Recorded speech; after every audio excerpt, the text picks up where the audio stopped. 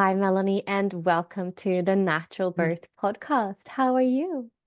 I'm good. How are you? I'm great. Thank you so much for being here at 2:30 a.m. I can't believe you booked this early time for you. Ah, Oh, but maybe that's it's the okay. maybe it's the quietest your house ever gets. I guess with It three really babas, three is. kids. It, Yeah. yes. Now that you mention it, I'm like, it is awfully quiet here. I need to have my coffee at this time more often. Yeah, yeah, just have this beautiful, quiet. I mean, the early hours, they're really magical, aren't they? Oh, Traditionally, yeah. in spiritual practices, going up at 3 a.m. has been a thing to have those Hmm. really delicious kind of spiritual peak hours of the early morning Hmm. when the world is so quiet around you. Yep. So I And guess it's a perfect time to have a podcast interview. oh, yeah. My husband and I, we're up normally around 4 a.m. We start our days then before the kids get up, which is not until between 5 and 6. And so we make sure we get our coffee, we get our workouts done, we get prepared for the day. And then by the time the kids are up, we've already spent our time together, we've taken care of ourselves, and that's how Mm. we prepare and we stay close. So That is beautiful. I don't That's mind some being up at that's some 2:30. marriage advice there. Some parenting It slash is. And yeah. with 3 babies, we have 3 kids, date night, and we both work full time, so date night is just not, something we have time for. We don't have friends. I mean, we have friends in town, we don't have family in town, so childcare is a thing, finding time is a thing. We're also a really close family, so Mm. on Friday and Saturday nights, we normally aren't trying to get away from everyone, we wanna be together, so instead, we do our date nights every morning and, Mm. spend our time together then. So, I yeah, it's love great. that. We love it. That's really beautiful. Mhm. So today we're going to dive on into your three home births. And just before we started recording, you kind of mentioned how, where you're at in the US, it has quite a lot of home birthing mamas, and that it's quite popular Mhm. in the area. I love that. Do you want to just share a little bit about that before we get on into the birth stories?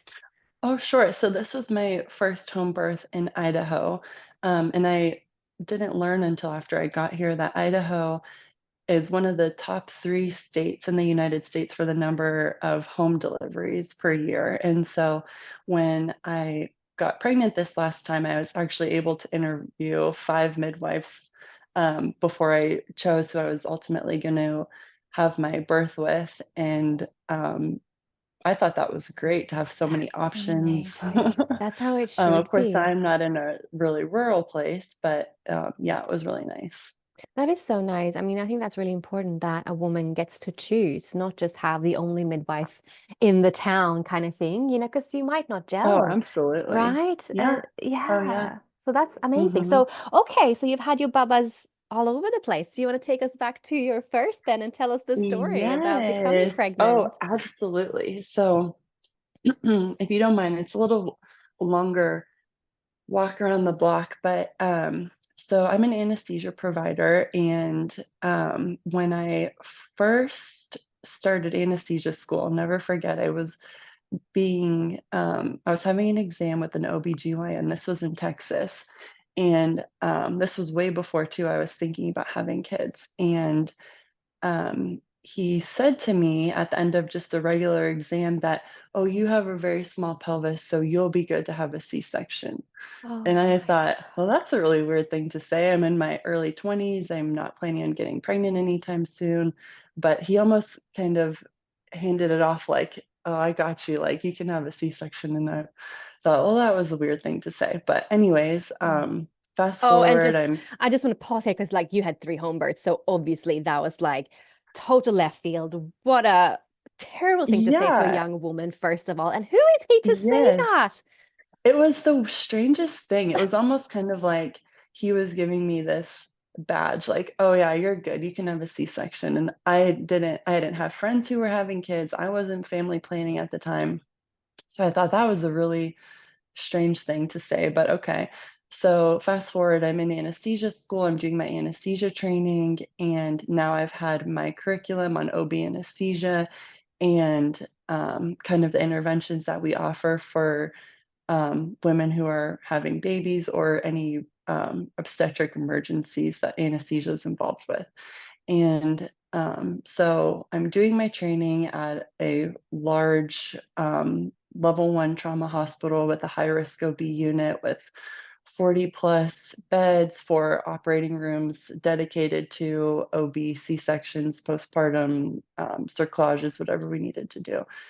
And primarily we're doing C-sections and placing epidurals. And it's just then at that point that I realized something wasn't matching up. What we were being taught in the classroom, I just really wasn't seeing in practice. And at this facility, almost all women had epidurals. We ran 2 C-section rooms almost 24 hours a day, sometimes 3, and we were just cranking through these cases, and they were not good most of the time. And so it just kind of opened my eyes as to what, what was I going to do when the time came that I wanted to have a baby. And so after my training, my first job was in New Mexico. And um, when I became pregnant, there were midwives who worked in the OB department. There were physicians who worked in the OB department.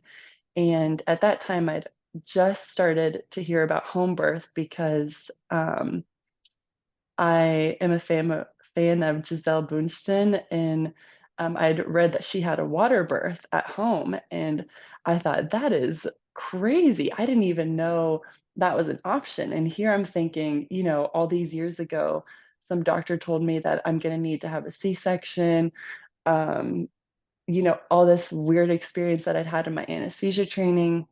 So I started to kind of talk to the doctors and the midwives there, and they said, "Oh yeah, home birth. Like there's a couple really good midwives in town." And I was like, "Oh, that's awesome."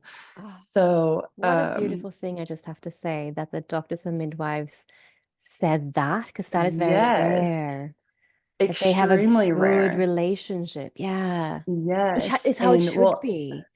and I didn't know at the time how rare it was Mm. until I moved. But so I interviewed a midwife. We clicked right away. I went back to, some of my friends who were midwives and OBGYNs at the hospital, and they said, "Oh, she's the best. She's great.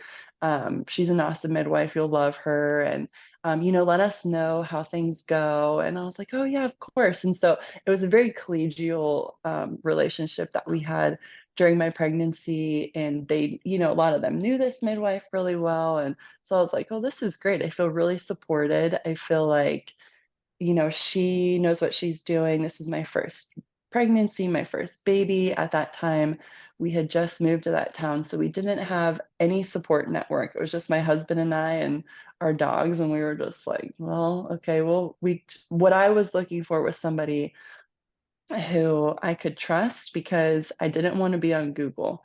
And as you know, the internet is very, very scary place for pregnant women a lot of the Oh, times. And I told her that. I said, "I just want to be able to speak with you. I want you to be my, source of information. I don't want to have to Google things and second guess." And she had done over 1,000 home births, and um, like I said, had a good relationship with a lot of the people at the hospital. So that was kind of how we went about the prenatal care. And um, when the time came, we did choose to use a doula for my first birth, just because we were by ourselves and really didn't have any idea what to expect. And it was actually kind of funny because she was due on the anniversary of a bad car accident that I was in when I was 19 years old. And so um, leading up to that day, I really thought, well, that would be a really, interesting way for God to turn this experience in my life around if she came on this day. And I'd had, you know, a couple labors that would contractions that would kind of start in the afternoon. And so I'd get excited and I'd lay down, I'd start my timer and be like, okay, here we go. And then First time mom excitement. yes, exactly. I'd go into my space, into my room, and the sun would be coming down, and then about an hour would go by and nothing. Okay, so then the next day happens again, laying down, the contractions start, same thing. I lay down, start my timer until, put the music on and light the incense and say my prayers and all these things. And then hour later, gone. So my husband could tell I was just um, really, it's hard when you think that it's happening and it's not, you Yeah. know. Yeah. And so the next day, it was the Saturday, he actually was kind of like, okay, we're gonna make a plan for the whole entire day. And so we had it on our schedule to, I made breakfast, then we went hiking. We hiked 6 miles up in the Santa Fe National Forest. And it was so weird because my back started hurting. But I'm term now. I was 40 weeks pregnant. And so I was like, gosh, it's just my back and it's kind of a little icy out and we're going up and back. And my family was making fun of us because there was actually a little TP on the way during the hike. And so I had to take a picture and pretend to be giving birth there. They're like, what are you doing hiking that pregnant? And I'm like, my midwife was like, just, be patient and it'll come. You'll know when it's time. And so, and of course, she encouraged me to be active and do things to promote relaxation and love with my husband and my family. And so, of course, eating, hiking, but my back was really hurting. And we come back down from the hike. And at that point, we needed to go to Target to get a baby bath and to Home Depot to get something in our last stop. So at Target, now I realize I'm having contractions, but I was able to walk through them without having to stop. And so my husband's like, are you okay? I'm like, oh yeah, I'm fine. These contractions, I'm not messing with them anymore because they go away. I don't even want to talk about it. And so then we go to Home Depot. And at this point, when I have a contraction, I need to kind of stop walking a little bit. But then they go, then they ease up and I continue the shopping. Our last stop was Whole Foods for lunch. And at this point, um, when I'm having a contraction, I'm really needing to stop and not talk. And it was actually really funny because my husband was getting something from the hot food bar and I was at the cold bar and I was having a contraction. One of his coworkers came up to me and I was kind of like leaning on the bar and one of his coworkers happened to be there. She came up to me and she's like, is that you, Melanie? Are you okay? And I'm like, yeah, I'm good. It's all good. Because it didn't even click in my mind that like this would be the real thing. So, um, as we're walking out of Whole Foods, now this contraction, I'm needing to hold on to my husband's shoulders. And um, so we need to drive home. I noticed the bumpiness in the drive is really kind of making him come a little faster, but I'm still not believing it. I still hadn't called my midwife. I still hadn't called the doula. Um, we got home, and one of my girlfriends told me if you take a hot shower and the contractions don't go away, then it's probably the real thing. Because I'm texting her, I'm texting my friend instead, which I wasn't supposed to do. But so I get in the hot shower, and now I'm needing to like squat down with the contractions. And so then I tell my husband, okay, let's call the midwife. And I get on my ball and I'm like stretching. And she asked them to time them. And at that point, they're like 90 seconds apart. And at this time, we were living in Santa Fe, New Mexico. And the morning before we had this huge full moon. So at like 4 a.m., before anyone was up, just kind of like now, I Mhm. remember having my big belly in the full moon because I couldn't sleep. And so I just bounced on my ball. And um, that was the first point that I noticed the backache. And it didn't click until later in the day that how it progressed. But we had these big, beautiful windows, and now it's the evening, and we call the midwife. When we call her, then my water broke, just like little trickle, and she kind of was very calm on the phone. She said, "Okay, well, go to the bedroom, and what does the fluid look like? And you can call the doula." And um, so we let her know it was just pink and just kind of trickling. And so then I walked over to the bathroom, stopping with the contractions. And by the time I got to the bathroom, the doula and the midwife were both there. And I had all of these beautiful sheets picked out that I wanted to deliver on, and like an outfit I wanted to be in labor in. Of course, I never even made um, out of my towel from the shower, just like put a sports bra on. And um, then my midwife saw me and how fast at that point the contractions were about a minute apart. And she said, "No, we're just gonna get you in bed here." So they took all the sheets off and put down the shower curtain with the sheet over top of it.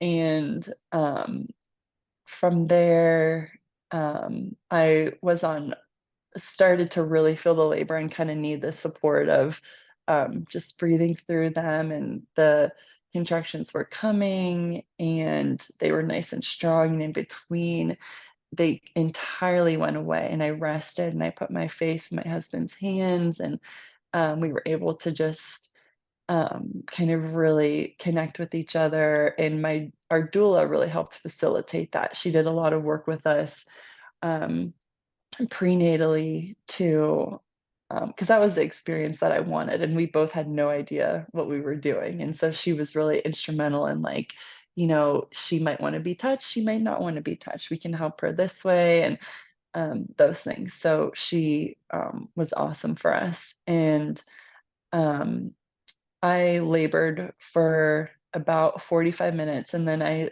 said, "I think I have to push."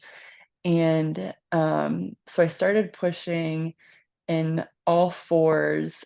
And looking back, now that I've done three, it wasn't a really strong urge to push. And this too was before I knew about, breathing the baby out. It was still kind of like a pushing thing. So I started to push, and it didn't really seem like I was getting anywhere, even though I was having the urges.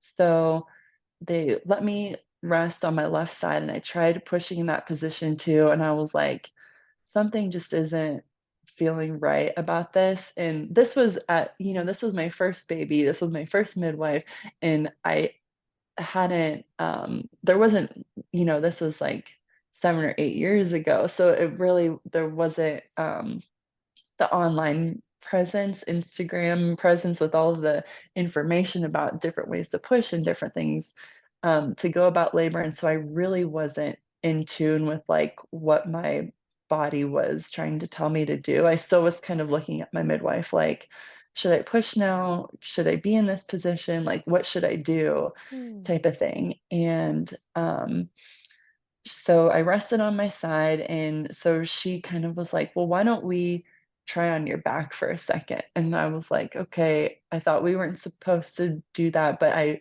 trust you." And sure enough, it was 2 or 3 pushes on my back. And then I said, "Oh, that's now I can feel where she is." And I could feel that she was really nice and far down. But then I wanted to go back on my knees, and it was another push or two before she was out. And throughout this, I had back labor from the Mm. very beginning, which was the most terrifying part of it. Again, because I didn't know Mm. really what it was, and I really didn't feel a lot of contractions in the front. Mm. Um, and then my daughter ended up coming out OP, and so we're Wow. like, "Oh, that explains it." But, So for yeah, anyone she can listening who doesn't know, that is baby's having her back towards your back. which Mhm. normally most babies will turn so that they come their back towards your front. And one of the things that you can feel is labor's all in your back because obviously that's where, Mhm. the baby's kind of pushing against more so than the front, right? And Mhm. it can be longer. It can potentially, some people say, especially if they've had several babies, that it could be more painful, but everyone just has different experiences. What was your experience with an OP baby when you look back now to compare? Well, it turned out that I actually ended up having 2 OP babies. My Oh, 3rd one was the only not OP baby and yeah. drastically easier Right. I'm not gonna say drastically easier. It was more predictable, kind of what happened. My 3rd Yeah. was not OP, but, Well, that's the thing yeah, with for OP. It can be like irregular patterns. It can be a bit different. Um, Uh-huh. yeah, I totally hear you. It's interesting, isn't it? Yeah, Yeah, how it presents it itself. is. But I mean, so active labor in the first pregnancy, maybe 60 minutes or so, when I was like, "Okay, this is it," till her being there, but it was really that position change that kind of, let me, get her where she needed to go, and then my 2nd, totally different story, but for him, from start to finish of I think I'm in labor, texting my family like, "Yeah, I think I might be in labor," to him being here was 30 minutes, and he also was OP with back labor. So, Jeez, yeah, those are yeah, quick it bucks. was That's crazy, and crazy. yeah, I was 41 and 2 with him, and I had no prodromal labor at all. It was very, very emotionally difficult to wait all that time for him to come, but same thing, I had a great midwife, I knew Were you I still in New trusted Mexico at her. this time? Yep, I was Oh, still in New Mexico, and it was funny. It was, um yeah, I was 41 and 2 with him, and just beside myself because I had no signs of labor. At least with my daughter, I had several days of um, kind of the contractions, a little bit of sickness, like mm, those little subtle signs.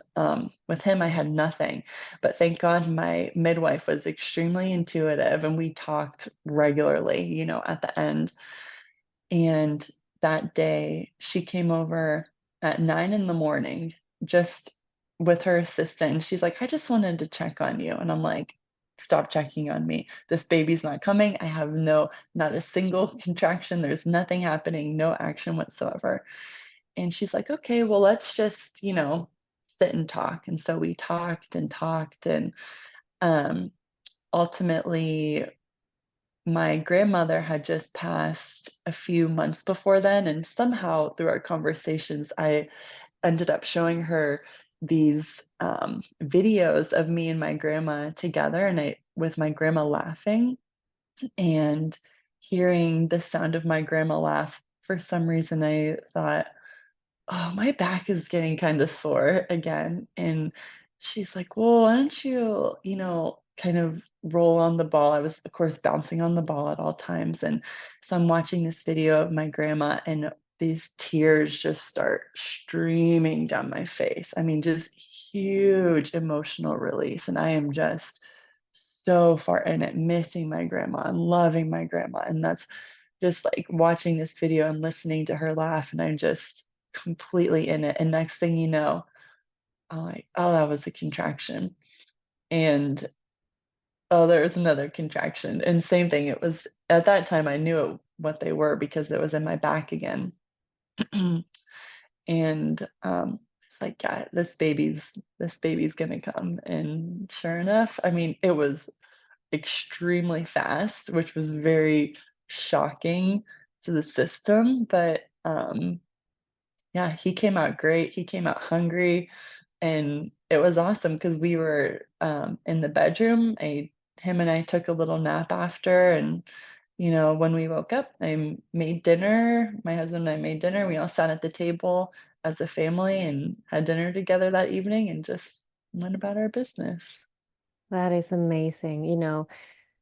Precipitous or fast births can be so shocking. But what a beautiful, like, Mhm. just story how your midwife was so intuitive, how she was there. And it really goes to Mhm. show like you watching your grandma and just being filled with so much Mhm. love, because that was obviously what Yes. happens, like all these emotions of love, which is Mhm. oxytocin is the hormone of love, right? And so it's Mhm. like you initiated your own labor. And I also Yeah. want to say, this whole thing, especially when you're a second time mom or have had several babies, especially then, but even if you have a first time baby, like, or you're pregnant the first time, you can actually dilate without even knowing. And, as as a Mhm. second time mom, you could have been walking around being like 3 centimeters open, maybe even more, probably Mhm. more. And then you just had to have that kind of, you know, oxytocin hit, which you got from your Yes. grandma laughing and Mhm. seeing her beautiful face and that. Yes. And Yeah. that was all that was needed for your body to just kick into gear, because those weeks leading up to when you actually birth your baby, you're getting more and more oxytocin receptors. It's just building, building, building, building, building in your body. Building, building, Mhm. building, building, building. So when you go quote unquote overdue, which I think is a bullshit thing to even say because Yeah, there's I'm not a like, "Was date, you I?" know what I I'm not mean? sure if I was or not, but I was Yeah. 41 and 2 Yeah, ish. yeah, yeah. And it doesn't matter if you give birth, at 42 weeks, like your body's priming itself with more oxytocin receptors. The baby chooses also when it wants to be birthed. If you do wait for spontaneous labor, like then they're ready, their lungs is Mhm. ready, their brain is ready, their nervous system, their body, mind, Mhm. and soul is ready, really. And yours Mhm. as well. Oh, It's that yeah. birth dance, right? So Uh-huh. I just wanted to say that in a sense of like for anyone who's like maybe right now, like waiting for her baby to come and she's like, oh my God, nothing's Yes. happening. Things are happening. It's just that Yes. for some women, you don't feel it until it happens. Like, Mhm.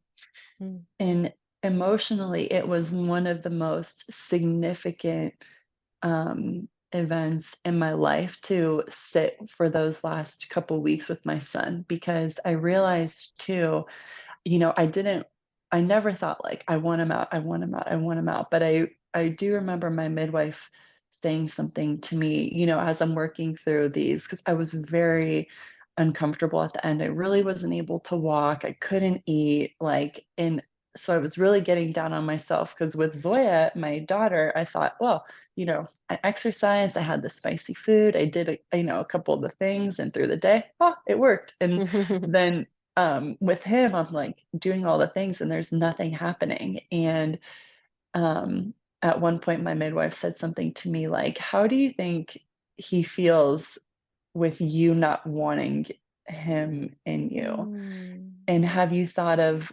And I was like, "Oh my gosh, that really opened my eyes to my mindset and just mm, kind of thinking like, okay, that's really scary. Like, no, I love you. You stay as long as you want." And so that was mm, kind of the shift of how, I needed to look at things, and also I was getting scared, I'm not gonna lie. I mean, as mm, time went on, I thought, "Is something wrong? Is something gonna happen?" My mom's first pregnancy was a stillborn, and so that was mm, I mean, something, you don't wanna think about. It can happen to anybody anywhere, but I thought, you know, what I had to tackle a mm, lot of my fears head on, and they just were getting stuck and stuck and stuck. mm, And, I think seeing, being able to connect with my grandma and the grief that I had losing her during that mm, pregnancy and, being able to finally look at her memory from a place of love and not a place of sadness and from a place of happiness and a place of joy, then I think my son was like, "Oh yeah, I want to come into this. This yeah. is you know what I mean? Does that make sense?" Mm, yeah, yeah, yeah, Yeah. yeah. So Wow. So two fast and furious births. How far in between were they? Were they pretty close? they were almost exactly 2 years apart. Mm, wow. Yeah. Yeah. Amazing. So they were And great. yeah. And so we never kind of covered, but did you do something with the placenta at all? Was that a thing for you or? Yes, I did. The So my first birth. um, my midwife kind of discussed some options with me, and I decided that I wanted my raw placenta. I didn't want it processed, and so what I had her do was, she took care of the placenta, and then she cut the raw placenta into pieces and put it in an ice cube tray, and into 2 ice cube trays, actually, and each little tray had a piece, and then put it in the freezer, and then I had a smoothie every day, and when the placenta was run and I had a smoothie right after I was born with that the doula made, and so then I started my day with that, and milk came in real quick, emotionally felt very stable, considering I was a first-time mom all by myself. Really didn't have a support network doing at that time, um, and with my son, I did the same thing just because it was really easy, it was accessible, I felt, um, really hormonally balanced. I felt, my bleeding stopped within, gosh, I would say 2 or 3 days with all 3 kids, Wow, so yeah, that's really and it cool. was easy too. It was, just right there in the freezer, but Yeah, yeah. amazing. Mhm. So with your third then, how long was it between your second and your third? And I'm guessing you did a move then as well. Yes, we moved. My, experience with my 3rd was a little bit different. We moved here when the older kids were, 3 under 3 and under 1, so it was pretty early, and we were really in the thick of things for a while, so we waited, and, between the first 2, I also had a ruptured ectopic, and, Mm. um yeah, so my second was, conceived with 1 tube, and, I knew after that, what are the chances of, conceiving again, and, um, I had had a couple miscarriages, and I just, really wasn't sure what was going on. Like, "Well, I only have 1 tube, I keep kind of losing, we're not necessarily trying, so Mm. I don't know." But we always wanted, more babies. Um, so when I finally had a positive pregnancy test, um, that I felt like was, a baby that was coming into our life, we were absolutely thrilled. And I was up here in Idaho, and um, drastically different experience. Um, Gosh, I want to be really sensitive speaking about this because it's not so what I experienced when we were in New Mexico with the network of midwives doing home births and the midwives at the hospital and the OBGYNs is different from what my experience was here. Um, Obviously, as an anesthesia provider, I do OB anesthesia. I'd been doing OB anesthesia here for 4 years or so before I got pregnant. And of course, that's, a big topic at the nurses station. And when they learned that I was a home birther, it was not received whatsoever. And so it was really difficult when I did become pregnant because I knew that I would want a home birth and I knew that it would be backlash at Mm. work, which was unfortunate. There's a very, very strong divide between midwives and the OBGYNs and the hospital midwives, unfortunately, here. However, I knew that home birthing was something that I'm capable of, were the best experiences of my entire life, and that's something that I wanted to do. Again, this time we were gonna have a surprise. We didn't know what we were having, and so yeah. That's exciting. And Mhm, oh, I know your story so well, right? It is very unique what you had in New Mexico. So mhm, unique.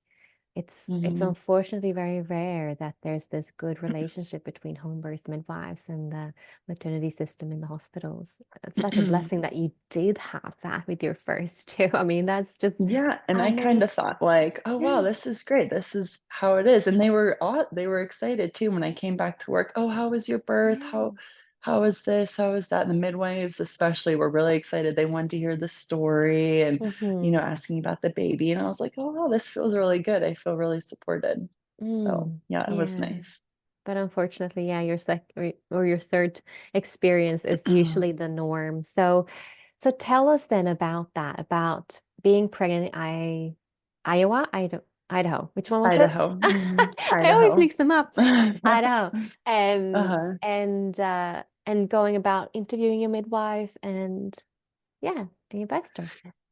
Yeah, so, the first thing I did, so I had been receiving, GYN care, and when I found out in my mid so I do see a midwife, a nurse midwife at the, OBGYN office just for, regular checkups, and she'd known about my home births and also knew that if I were to have another baby that I would wanna do a home birth, and so twins run in my family. So when I found out that I was pregnant, I did schedule a regular prenatal visit with her, just because I wanted that 10-week ultrasound and I wanted to know if I was going to have twins or not. And just, because I would be making different decisions then maybe. Twins are illegal to have at home in Idaho. And so, um, at that visit, before I saw her, I saw one of her nurses who I'd never met before, and she basically sat me down and said, "Okay, you are AMA." At the time, I was 35. Oh, She stop said it. she said, "You're AMA, so this will So be the that's course of for your care." anyone that's listening, Oh. what does AMA mean? Do you want to just That means advanced maternal age. So exactly? at 35 years old, no matter what, you are considered geriatric Yeah, and categorized as a different level of risk. high risk. Um, Yeah. Yep. And so she, barely made eye contact with me and she said, "Well, your testing will be this, this, and this. We'll start doing frequent ultrasounds Oh my at this week God. and more testing at this week and et cetera, et cetera." And then when you get to 35 weeks and 36 weeks and blah, blah, blah. And I'm like, who are you? Like, I had no idea who this person was. She never met me. I never met her. I mean, she was just cold as Oh, steel. And I was like, okay, thank you. Um, and it was very, and then she laid out to me, you are at higher risk for postpartum hemorrhage, you're at higher risk for, excuse me? all of these things. And I'm This is like, not true. What? No. yeah, just kind of laid it out there. My husband and I both were like, and mind you, I'm very active. I exercise every single day, have a healthy diet, like have two great kids. I take care of myself during pregnancy. And I I find that was just like, very curious. wow. My brain is instantly going like, where is she taking this from? And the only thing I can, Yeah. because being 35 does not make you higher risk for bleeding. Let's just say that very clearly. And I'm going like, why would she Mhm. have that in her mind? Well, if you're seen as high risk, you're more likely to be induced, and induction is going to increase your risk Exactly. of bleeding. So then Mhm. in her practice, or what she knows Mhm. from the hospital would be that women Mhm. do bleed more over 35 because they're probably being much more manipulated Mhm. and um, intervened with. Mhm. Yep, exactly, and that was very much the norm, of the department that I was working on, I felt like, and, like, anyways, so I thought, "Okay, who are you? You don't know me, but okay." So then, my midwife comes in, who's also a very dear friend of mine, and, um I kinda tell her, we go through everything, and she says to me, she's a nurse midwife, she says, "I am not going to treat you as AMA, we'll just go through the normal course of things." And I was like, "Okay, well, I'm going to interview some midwives because I still do want to do a home birth. And she said, I'm not comfortable with home births. I want to be at the hospital. I can make it as home birth like as possible for you at the hospital. And I said, thank you. I appreciate that very much. And I do believe that, I mean, she's a wonderful midwife and takes amazing care of her patients. So there's no doubt in my mind. And I've seen her. She does provide that for her clients for her patients who want that. So I went about beginning to interview midwives for home births. And we have a lot in our town, and we have some that are very, very good. And we also have some who maybe don't know what they don't know, I guess I could say. Mm. Um, we, so I felt when I interviewed the fourth midwife, her and I clicked right away. We were on the same page. She'd done um, about 700 home births. And for me, with my background working in the hospital, I really wanted somebody who was experienced and also who was in the network of midwives that I was familiar with seeing at the hospital. Because, of course, when I get called to place an epidural or do a C-section for a patient who has to be transferred to the hospital for some reason, I can't help, I always gush over their midwife. I'm like, oh, you're so lucky you have a midwife here. We have great OB docs too, don't get me wrong. But so yeah, I interviewed her, and we clicked. We had a lot of stuff in common. Um, she had a good reputation. For me, my interview questions were really about what kind of safety preparation do you have experience with, and are you practicing? Just with my background in anesthesia. And she told me with her group that they ran emergency drills once a month of, things Wow. that can, That's things that can very, happen. like usually home birth midwives, we do it once or twice a year. Like we would get Yeah. together and do it. That's No. amazing. That's Yep, very, once a month they were running drills, and, of course, I asked her about her equipment, and I wanted to see it, and just kind of those things, for me, that was what I wanted for my peace of mind, was to know that I don't wanna have to worry about anything when I'm in labor and when I'm pregnant and when I'm delivering this baby. I wanna know that if something happens, that you will know what to do. mhm, And like I said, just background in anesthesia kind of, I want to know those things. And mm, I want to see the equipment. I want to know how well that you use it. And most of the midwives I spoke with had a good answer for that, but her answer was great. And so yeah, so it wasn't the only reason that I picked her, but I was really impressed by that. Um, so I chose her, and when I decided I was going to choose her, I was actually having lunch with my friend who was my midwife, my nurse midwife. And I said to her, I think I'm going to use this midwife. Do you know her? Do you know her very well? And she says to me, I don't really know her. And I'm like, well, that's a pretty good sign. She doesn't have very many hospital transfers. She told me maybe one or two a year. And I said, okay, well, if you wow, don't know her very that good well, that's a good sign. stats.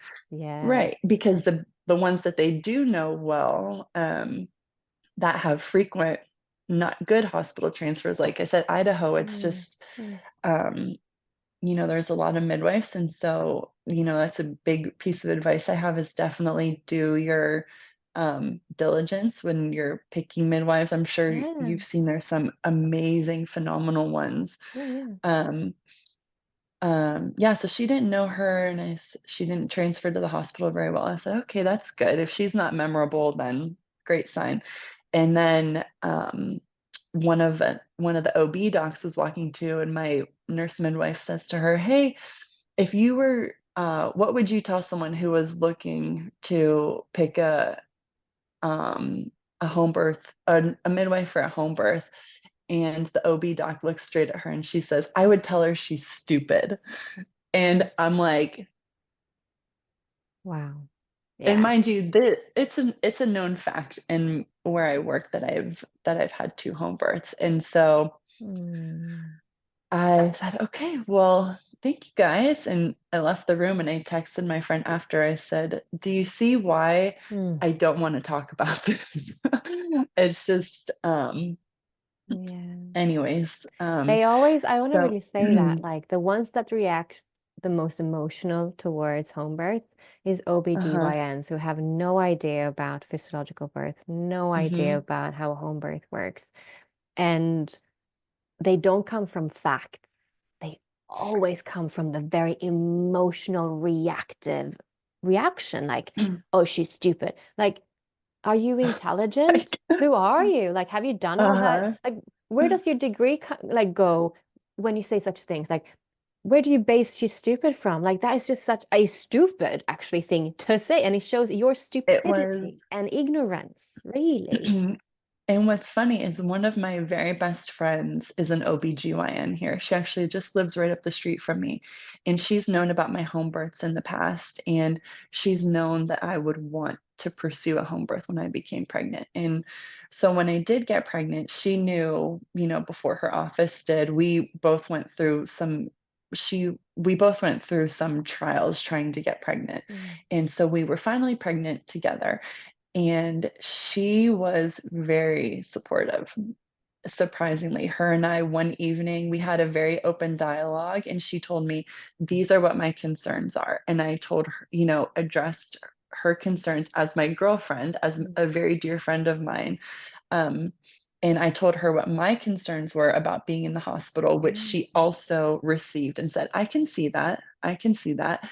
And so, what her words to me as an OBGYN were, I just want you to be able to make the best decision for yourself, and I support you in that. Brilliant. And That's I said, exactly thank what you you. should say. Yes. Thank you. Exactly. I mean, there was no, and this is a very small town. There was no um, judgment. She was very accepting, and she very openly listened to what my concerns were about being in the hospital, Mm. and she, explained to me what her concerns were, and I told her, what I knew, and um, which was a lot different from, another day later. This was just part of the experience of working as a provider, an anesthesia provider, that now everyone knows I've had home births, and now everybody knows I'm doing it again. And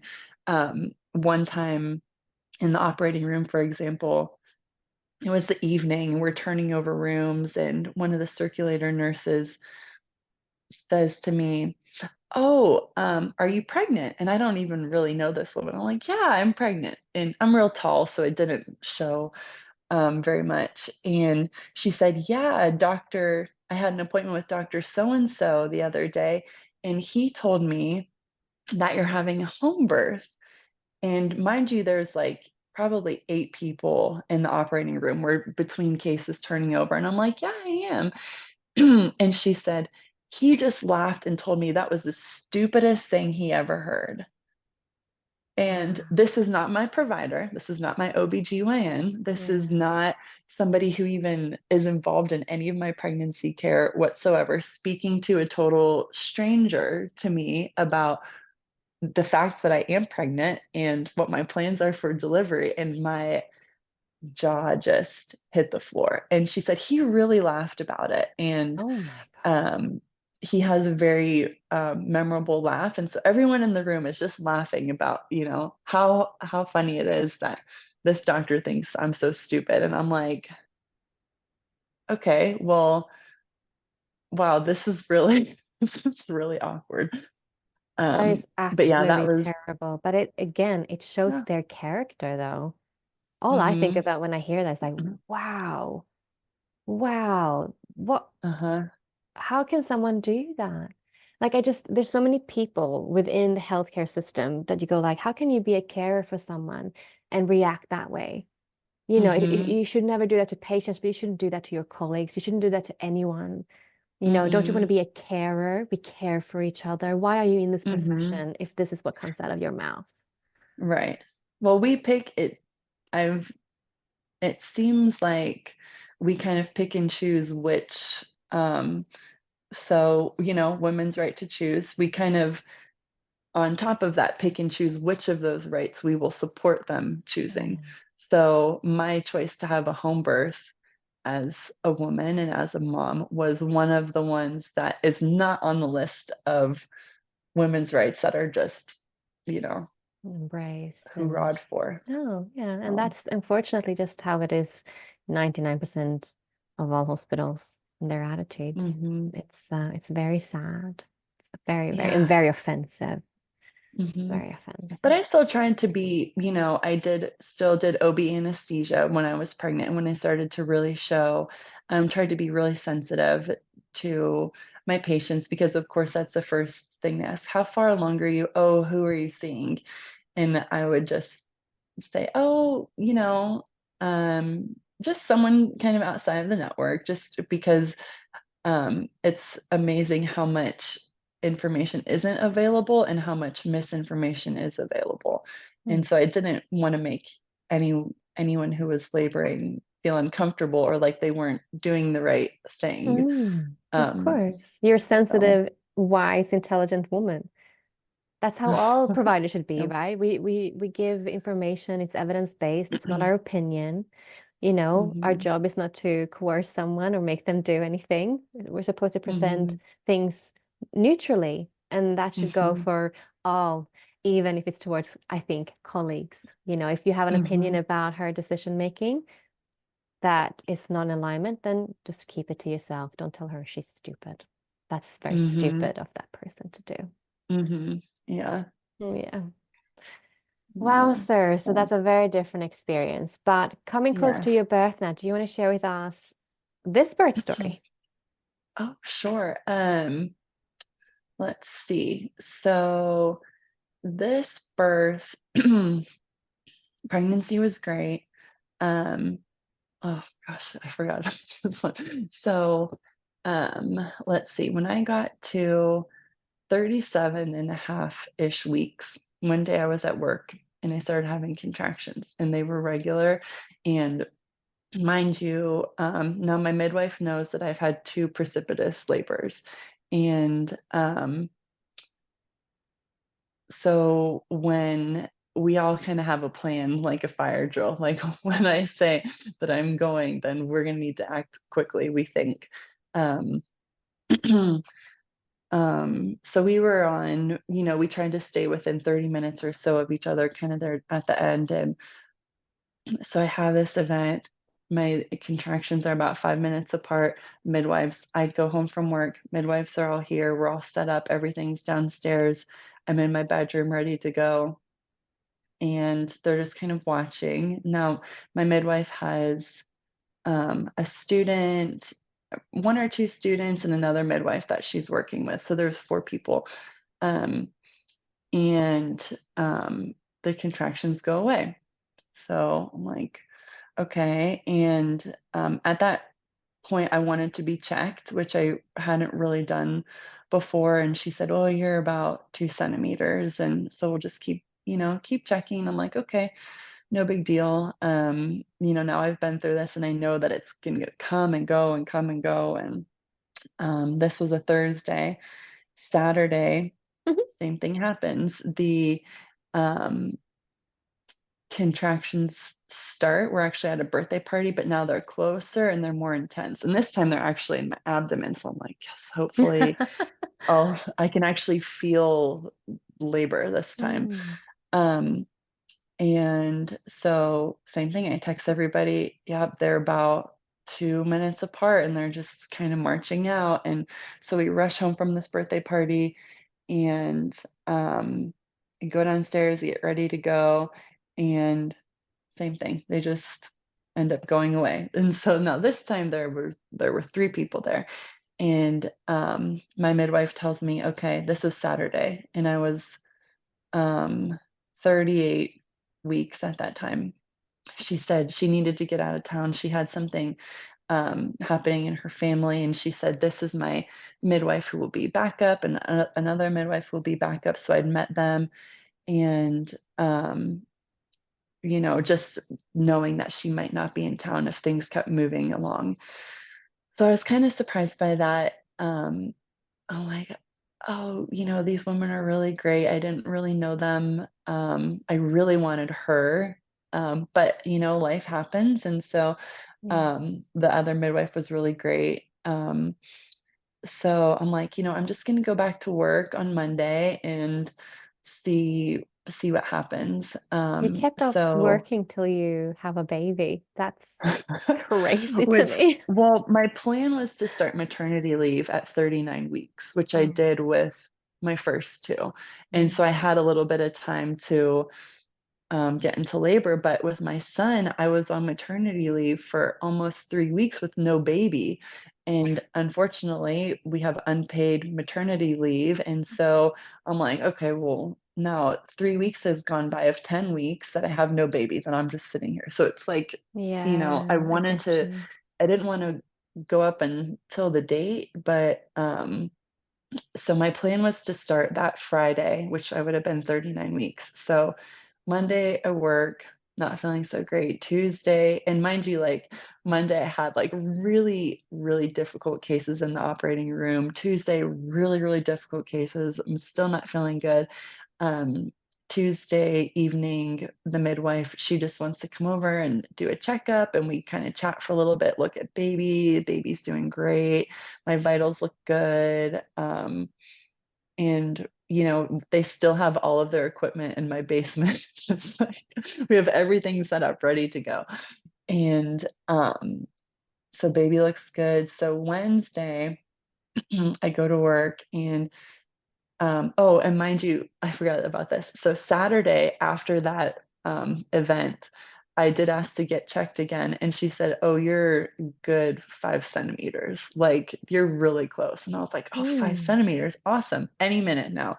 I just got to kind of get over that hump."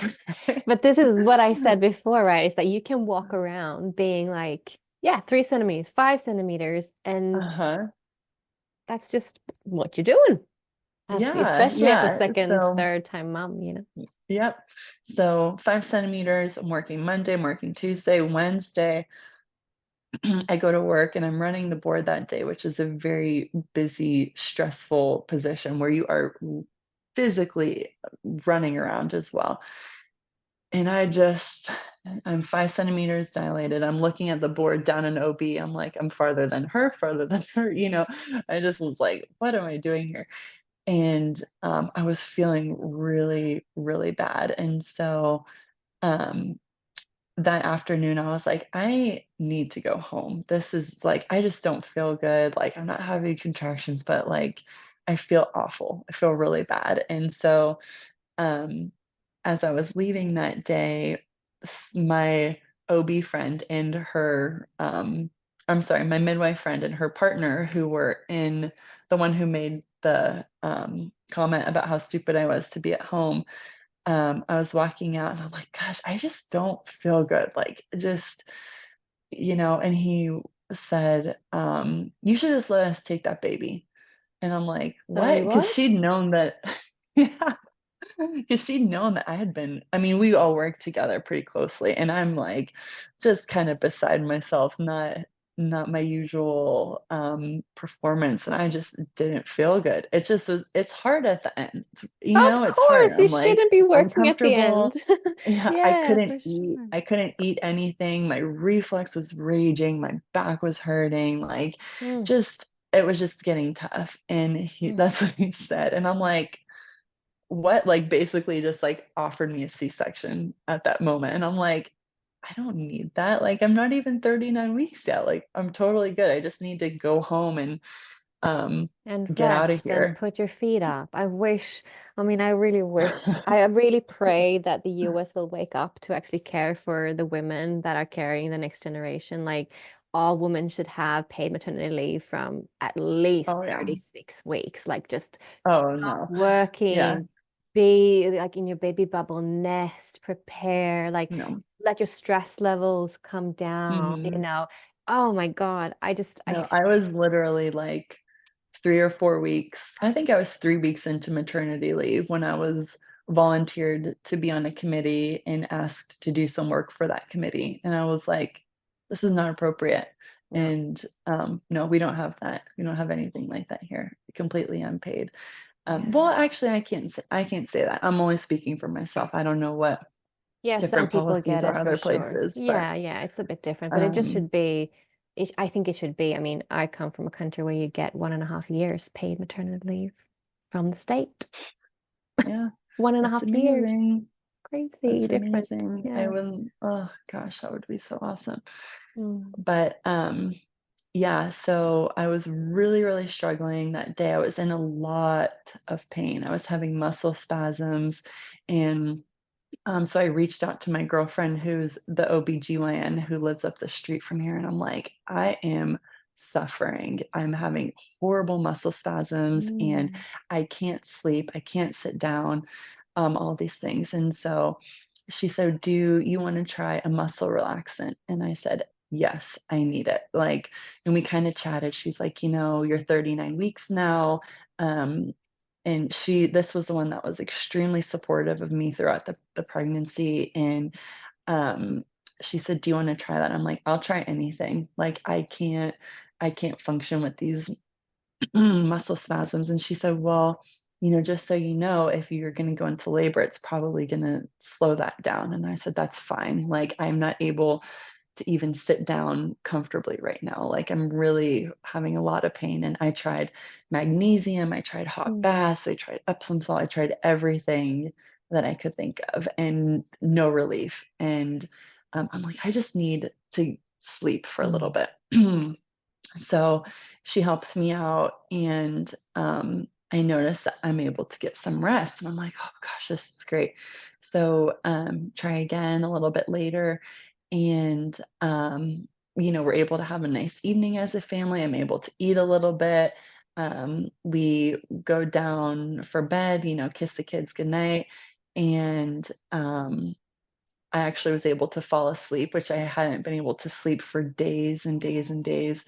And around midnight, I woke up to the tiniest little pop in my pelvis, and I was like, "What was that?" And, like, a little tiny bit of fluid came out, and I happened to have some test strips in the bathroom, and it wasn't amniotic fluid, it wasn't urine, and I'm like, "Well, whatever." Now I'm awake. I'd had horrible insomnia with all of my pregnancies, so I'm like, "Oh, it's another night I'm awake." Mhm. Um, so I sit down and watch TV, I turn the TV on and notice that these contractions are coming, and they're pretty subtle, but they're actually in my stomach, and they're getting more frequent, and I'm like, "Oh, okay, this is interesting."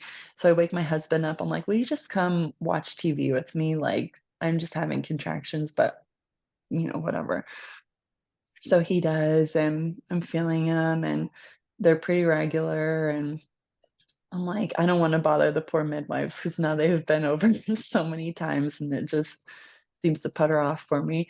And, now they're getting a little bit more intense, about 2 to 3 minutes apart, and so I call the midwife who's on call, and, she's like, "Well, if they keep going in an hour, then give me a call." I was like, "Okay." This is around 1 in the morning or so, and, like, 10 minutes later, I was like, "Oh, yeah, these are the real thing because now I'm having a contraction, there's a little bit of fluid coming out, and I'm having to go to the bathroom, and this is happening, like, regularly." And so, I tell her that, and she says, "Okay, I'm gonna come over." Um, at that time, I was just kinda laboring in the bathroom, and I could feel that the baby was very, very low, very, very, very low. I could almost feel her right there, and I'm like, "Gosh, this is awesome." And, was a beautiful, experience. I really emotionally felt tapped into it differently than I had with the first 2, just because now I know what I'm doing and the experience that I'm looking for. And, um, then my water really breaks a lot more once the midwife arrives, and I did have some meconium in the water. Um, and from there, we move to the bedroom, and at this time, all 4 midwives are there finally, and, Poor they really midwives. kind of yeah. Well, they were all excited because I love, like, doing home births. This was my 3rd. I'm Yeah. like, "Oh, I'm so excited." So they were, yeah, they were anxious to be there, which was great. I love Um, that. Can you also but share with I us, meconium in the water? Was it like greenish, light? Was it really dark brown? What kind of meconium did you? No, it was light green and a Mm, pretty small amount. I mean, it was yes. a tinge. It was noticeable, but it Mm. wasn't, That's the yeah, that's anything really more than that's that. definitely something that you can birth at home with for sure and Mhm. insignificant. Yeah. Yeah. And that was the first time that I'd had that, and I was like, "Is this okay?" And they're like, "Yeah, it's okay."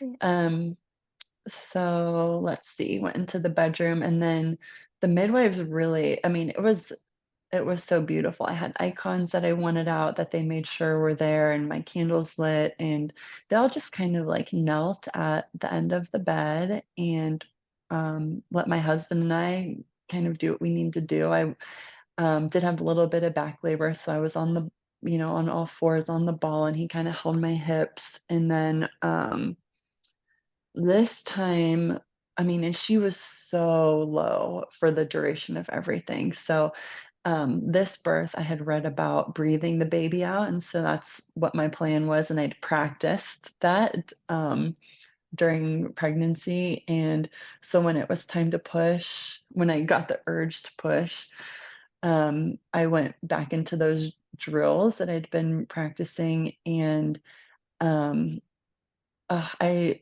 it was almost spa-like because the midwives, they had these warm washcloths, and in between each contraction, they would just kind of like Mm, clean me up and change pads as they needed to, and that was, something that was important to me. I'm like, I want it to be very quiet and peaceful, and I want it to be really tidy, which I know birth isn't tidy, but it's just, um, it was something that was important to me, and so they kind of quietly, honored those wishes while I was laboring, which was felt really, really, really nice. And, when it was time to breathe her out, that's just what I did, and I would feel the urge and kind of just open up and do the breathing, and then after the contraction was over, I would fall asleep because I was so relaxed, and I wasn't, like, hardly exerting myself at all to, mm, let her move where she needed to move. And then, the midwife, when her had started to come out, the midwife kind of, guided my husband over because he hadn't caught a baby yet. The first 2 I caught, and so he really wanted to catch this one. And so she kind of told him, what to look for and how to be there so that he could catch. And then she kind of stepped back and let him do that. And out she came and put her right on my belly, and I didn't even have time to, take my tank top off, and so they're like, "Do you wanna do that?" I was like, "Oh, yeah, I forgot." Um, but yeah, it was really nice, and we didn't know what we were having, so I got to see that we were having a girl, and,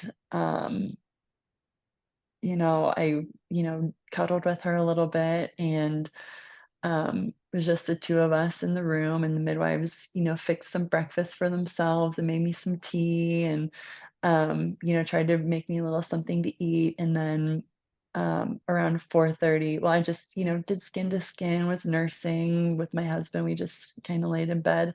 This was at 2:30 in the morning. And then around, 4:30, we got the big kids up because they were up here sleeping, which my daughter really, really wanted to be part of the birth, but she was sleeping for it, and so, we said, "We'll wake her up." And oh my gosh, their faces when they saw the baby, and it was so cute. My daughter, she was 6 at the time, she comes down and she whips her shirt off. She wants to do skin to skin. So she gets in bed and she comes to sit next to me, and she gets to do skin to skin with the baby. And, it was just the sweetest, sweetest experience ever. For even though the kids didn't get to be there, it was very much a family thing. I love that. That's the most beautiful thing Yeah. with home births is everyone snuggling up in Mhm. bed after. Yeah, yeah, it was great. It was Hmm. awesome. Wow. That is amazing. What a Yeah. beautiful, Yep. beautiful story. And now you're Yeah. pregnant again. Did you say that? Are you going to have another Oh, baby? I wish. I Oh, hope so. I mean, we've always wanted 4, but like I said, I have 1 tube, and now I'm AMA, so who hmm. knows Oh, what my AMA.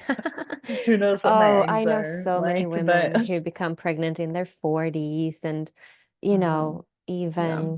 even close to their 50s. I mean, it's so dependent actually on your genetics and also how Mhm. healthy you are and your egg Mhm. quality and all of that. So it's not an age Mhm. thing.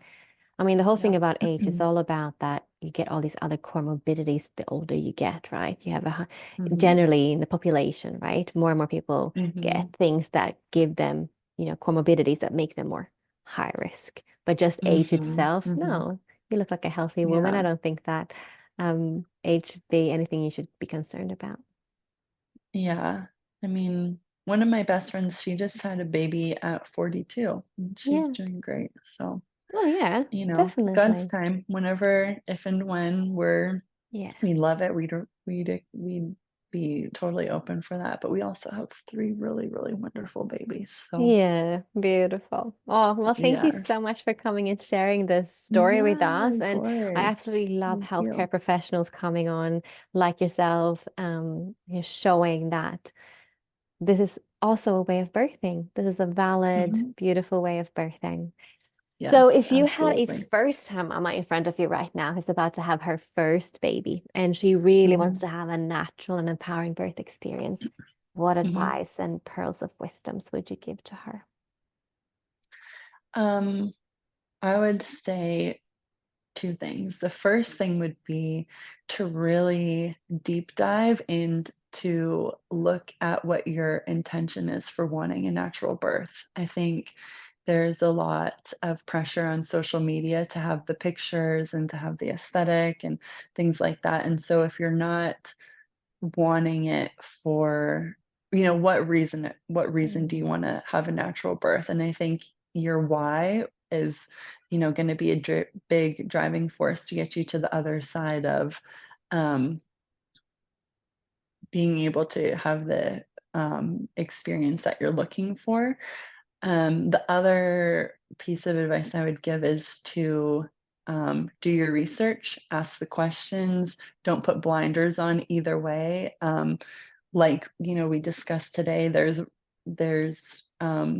good and bad on both sides, unfortunately. Now home birth is, there's wonderful, lots of really good home birth midwives available, but there are also, unfortunately, some midwives doing home births that aren't, practicing as safely as they should and putting women in situations that they shouldn't be in, which unfortunately, as an anesthesia provider, I have to see in my career. And so my advice would be to ask the questions, ask the hard questions, make sure that you pick somebody that you can trust Mm. and don't put blinders on. Be open-minded that any of us can be right, any of us could be wrong about things, and um, do your research, ask the questions, and find someone who's going to be there for you the way that you need them to. Yeah, beautiful. Thank you so much for coming and sharing Yeah, your of course. story. It's been a Yeah, pleasure. definitely. Yeah, thank you. Hope you have a great day. Thank you. Yeah, of Absolutely. course. Thank you for listening. If you love this podcast, then please consider sharing it, leave a review, or make a contribution on our Patreon page. And if you want to connect on social media, then find the podcast on Instagram as the Natural Birth Podcast. Thank you for listening.